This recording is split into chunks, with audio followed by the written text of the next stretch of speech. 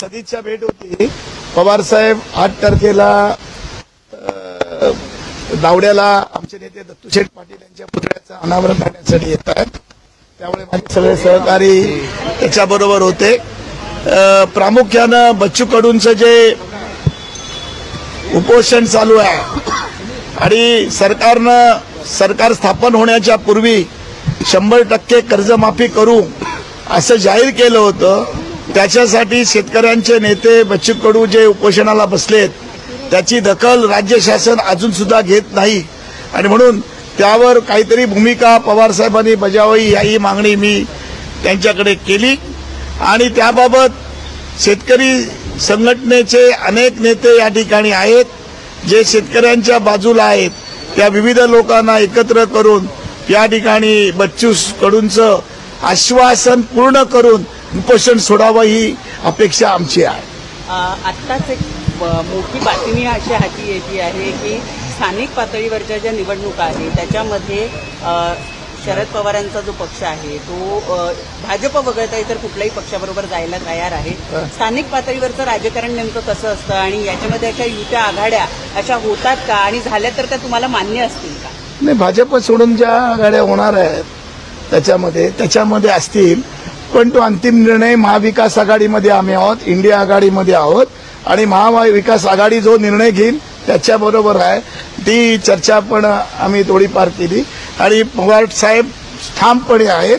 कोणत्याही परिस्थितीत महाविकास आणि इंडिया आघाडी सोडण्याची त्यांची भूमिका आहे. आपण पण इथे होतात ज्या वेळेला मी त्यांच्याबरोबर बोलत होतो तेव्हा आलो होतो, तेव्हा आपण पण इथले सगळे पत्रकार तिथे होतात आणि त्यांनी स्पष्ट भूमिका ही मांडलेली आहे.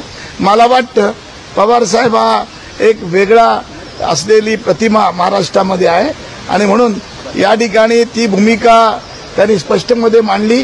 तुम्ही पण ते खोदून उचलण्याचा प्रयत्न केला. बरं, मुद्दा आहे दादा की खरं तर ज्या पद्धतीने महायुतीमधले जे घटक पक्ष आहे ते तयार लागले म्हणजे स्थानिक स्वराज्य निवडणुकींच्या, मात्र महाविकास आघाडीतील घटक पक्षांच्या बैठका देखील होत नाही. त्यामुळे हा प्रश्न उपस्थित होत आहे. नाही ऐका, तसे चुके. माझं म्हणणं असं आहे, ऐका मी बोलतो एक मिनिटं.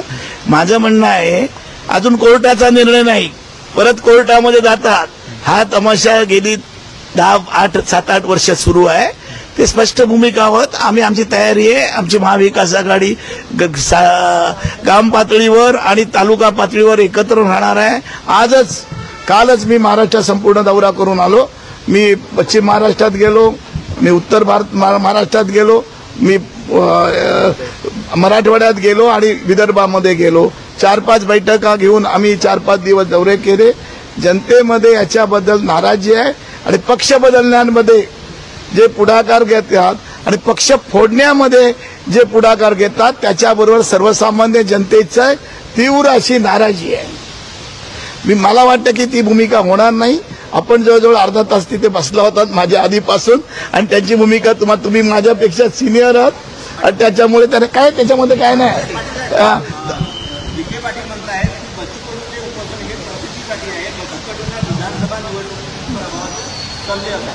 पराभव कसे झाले कोणाचे कळले का? बाळासाहेब थोरांचा पराभव कधी होऊ शकतो का? त्यांचं काम आहे, त्यांच्या वडिलांचं काम आहे. वडिलांनी स्वातंत्र्यपूर्व काळात गोरगरिबांसाठी त्यांनी कॅम्प केलेलं आहे आणि एक वेगळं काम आणि स्वतःचं सर्व क्षेत्रामध्ये काम असलेला व्यक्ती पडते. याच्यामध्येच आम्हाला आश्चर्य वाटतं.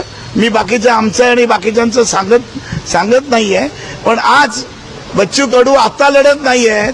आता अनेक वेळा ते पडले, अनेक वेळा निवडून आले, पण बच्चू कडू एक शेतकऱ्यांसाठी लढणारा नेता आहे आणि त्याची दखल घेतली पाहिजे असं मला वाटतं आणि त्याच्या पाठीमागे आम्ही आहोत. चुकीचं काय मी तुम्हाला प्रश्न विचारतो. बच्चू कडू बोलतात ते काय चुकीचं बोलतायत का?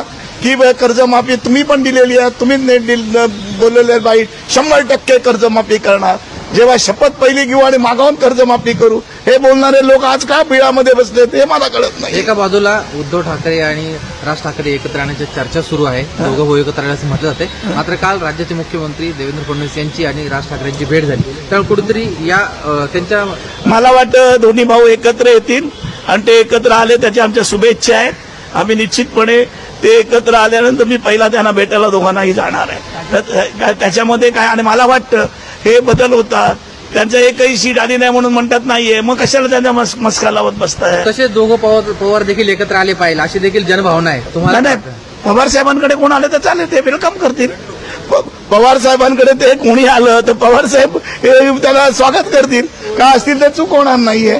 त्याला काय प्रॉब्लेम आहे. पवार साहेब एवढे छोटे नाहीत की त्यांच्याकडे जाण्याला. पवार साहेब मोठे आहेत आणि पवार साहेबांची भूमिका स्पष्ट आहे. आता बोलले, तुमच्या समोर बोलले, आणि आम्ही अनेक वेळा चर्चा करतो, फोनवर करतो. पवार साहेब स्पष्ट आहेत आणि त्याचे होणार नाही. सर्व काळ सारखा नसतो, सर्व काळ सारखा नसतो. 71 साली इंदिरा गांधी माननीय काँग्रेसच्या नेत्या भरसून 77 साली पडल्या, 85 साली वर बोलवलंय तुम्हाला. तर त्या पद्धतीची चर्चा आहे. मी तुम्हाला सांगतो, तुम्हाला जी अपेक्षा नाहीये, तुम्ही तुमचं काम करता, आम्ही आमचं करतो. एक शेवटचा प्रश्न होता, कुठेतरी बच्चू कडूंची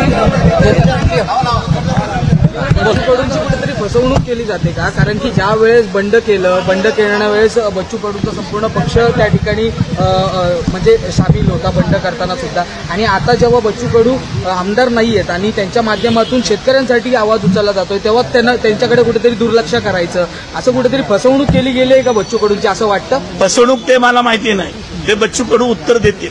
आज ते शेतकऱ्यांसाठी लढतायत आणि शेतकऱ्यांच्या कर्जमाफीसाठी लढतात, आणि ते मागणी करतायत ती त्यांनी कबूल केली होती, जाहीरनाम्यात कबूल केली होती, ती मागणी करतायत. त्याची काय चुकीची आहे?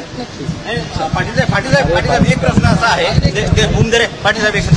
मुद्दा असा आहे, जर बच्चू कडू गुवाहाटीला शिंदेसोबत गेले नसते तर याचा फायदा झाला असता का आताच्या अनुत्याग आंदोलनात? मी त्याच्यावर कॉमेंट्स नाही करत.